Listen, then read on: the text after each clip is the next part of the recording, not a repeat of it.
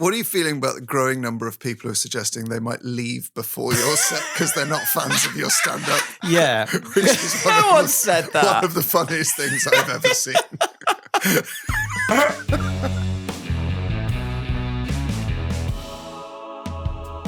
Absolutely massive week Oh. for me again.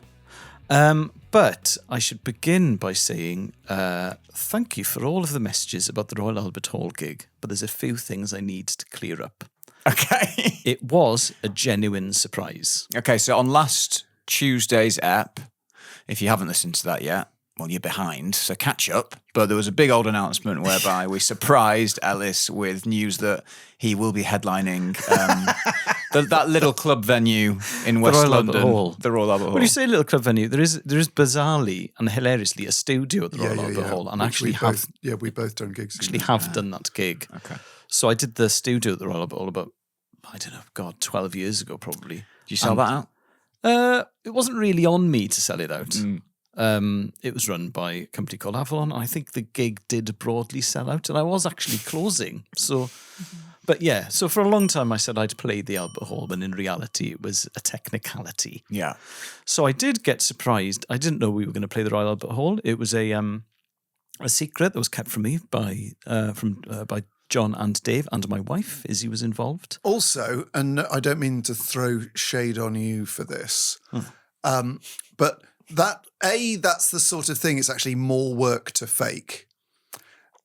Thank you. I don't know. It's quite a lot of work, John. No, I know, but that, as in the sort of 10-minute scene. Oh, yeah, absolutely. It's just Yeah, like- well, it was drawn out because I just couldn't believe it. I think if I was faking it, I'd have gone, no way! And then I'd have done some crocodile tears and gone, oh, I'm so glad. But also, in the Actually, I main, just didn't believe it for about 10 minutes. in the main, people aren't good enough actors to do that.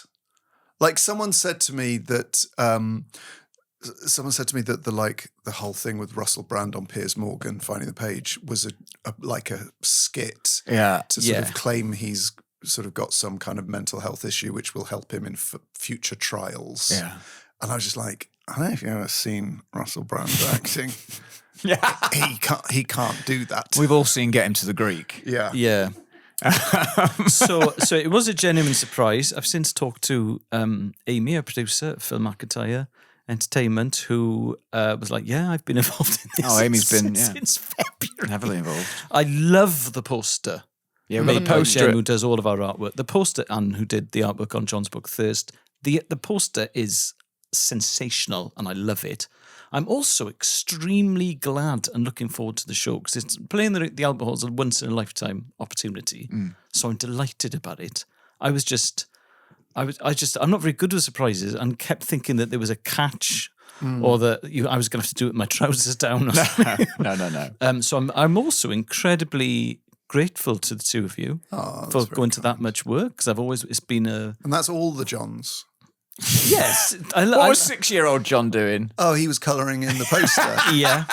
I'm incredibly grateful because it's been an ambition of mine to play the Albert Hall for a long time. Never thought I'd get to do it, right? So obviously incredibly pleased and grateful. However, I've had an awful lot of messages on social media.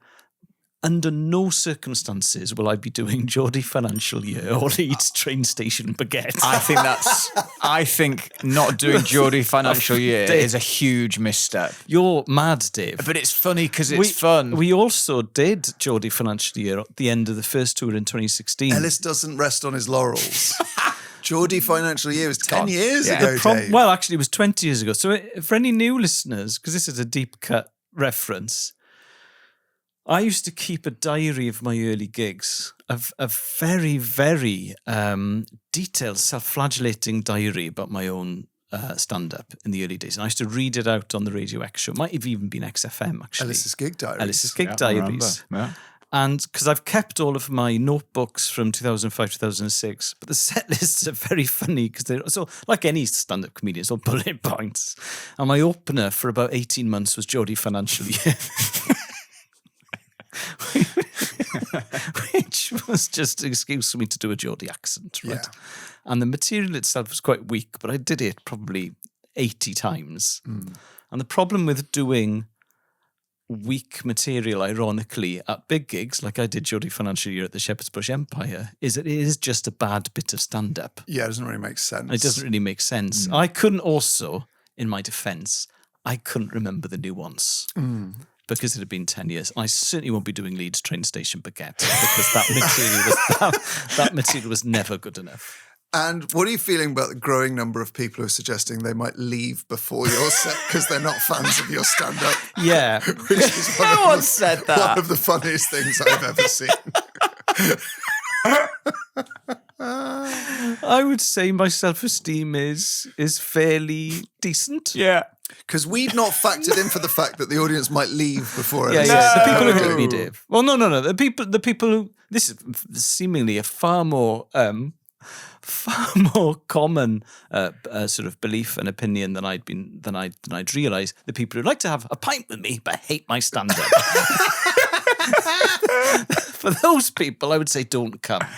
We've only just started exist, planning Dave. it. The people who'd love to have a pint with me but loathe my stand-up. We've only just started planning it, but I would suggest people stick around because even just from a production... I love that we're having to say, please stick around to the end of the show. The gig, you absolute monster. Noel and Liam went there going, Richard Ashcroft is good, but can you hang around for Oasis, please, guys? Yeah. Or if my stand-up's that bad, why don't I try and have a pint with 5,000 people? I'll have 5,000 pints. Fingers crossed. Feel free to leave during the stand-up if it's bad, but give the guy a chance. Even worse. Because then at least if you leave before it just looks like you're trying to catch your train home. Well, Dave, that is the win-win. Yeah. If you're not enjoying it, you will miss the rush. Yeah, great. But the rush is going to be bigger than the normal exit. That's the problem. Yeah, actually. So if you want to miss the rush, stay to the end. Yeah. Actually, if you can bear to sit through 20 minutes of my stand, 20 long minutes. 20 minutes. God, no. 20 long minutes, because obviously it's pretty weak stuff. You can now, with this, you can have clips like people have on social media. You can have clips of your stand-up. Yeah, have you ever done that? I would. No. No, I'm too embarrassed to do that. I'm just riffing all the time. It's also very expensive to film in the Royal Albert Hall, I think, so we'd have to have a chat about that. Not if you have secreted a spy camera in your bow tie, Dave. Oh, good. What an odd angle. Just straight at your chest. So you can get tickets on the 24th of June if you're a Patreon subscriber. What's the URL, John? Ellis, please be silent while I tell you the URL. Yes. Patreon.com/Ellis and John. And patrons get 48-hour pre-sale access. Got to get in there. For the general public, the butcher, the baker, the candlestick maker, it's the 26th of June. 10 a.m. 10 a.m. Somebody said on my Instagram, give me Geordie Financial Year or give me death. It would make a great T-shirt. I had a quick look at people who played the Royal Albert Hall, and it is crazy. Yeah. And we were lucky enough to do the Apollo last year, and like the Beatles played at the Apollo, and all Queen played at the Apollo. Winston Churchill did the Royal Albert Hall. Ooh. Albert Einstein did the Royal Albert Hall. Good grief! Wow. As well as all the mega bands. What did Churchill do? What was his set? He was at ballet, I think. Yeah, it was the Swan Lake.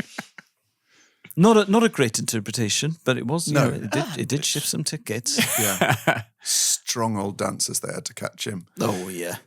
So there you go. Elis James, Pressures Are a Privilege, live at the Royal Albert Hall on the 24th of March, 2027. I went to watch Paul McCartney do a live-in conversation. Wowee! I've breathed the same rarefied air as a Beatle again. Yeah. Did you rush the stage and just go like trying to inhale his breath? Alongside 1,700 other people. And I wonder if he's got good breath. Oh. But I don't know. What if he's got old man's breath? Oh, John, don't. I've got a real thing about breath. Discussing this. Anyway, he was great, but he walked on to a standing ovation. Of course. I thought, can I walk on to a standing ovation and then go straight into Leeds train station baguette? Oh, right, yeah. I think you will obviously walk on to a standing O. Standing O at the RAH. And then slowly people will sit down, then they'll start fidgeting and gradually begin to leave. Some people will loudly pontificate. about the disparity in how much they'd like to have a pint with me and how much they'd like to listen to my stand-up. Yeah. I'll try and deal with that, fail, and then the gig will come to a horrible end.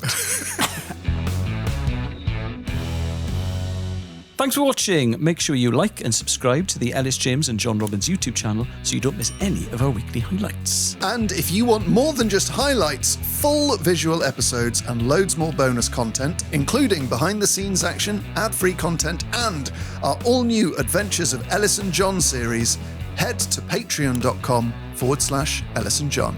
If you want to get in touch, email hello@elisandjohn.com. And you can follow us on Instagram and TikTok. Just search Elis and John. Elis James and John Robbins is a significant production.